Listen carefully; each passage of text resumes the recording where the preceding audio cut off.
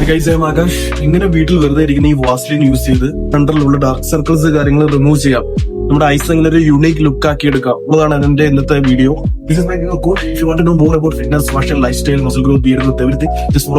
നമുക്കറിയാം നമ്മുടെ ഐയുടെ അണ്ടറിലുള്ള താഴെയുള്ള ഭാഗം ഭയങ്കര സോഫ്റ്റ് ആണ്. അത് ഡ്രൈ ആയി കഴിയുമ്പോഴാണ് ഓവറായിട്ട് ഡാർക്ക് സർക്കിൾസ് കാര്യങ്ങൾ വരുന്നത്. നമ്മൾ മാക്സിമം ഈ ഒരു ഭാഗം മോയിസ്ചറൈസ് ചെയ്ത് വെച്ച് കഴിഞ്ഞാൽ ഡാർക്ക് സർക്കിൾസോ കാര്യങ്ങളോ വരില്ല. അല്ലെന്നുണ്ടെങ്കിൽ അത് റിമൂവ് ചെയ്യാൻ കഴിയും. How to apply Vaseline safely under the I.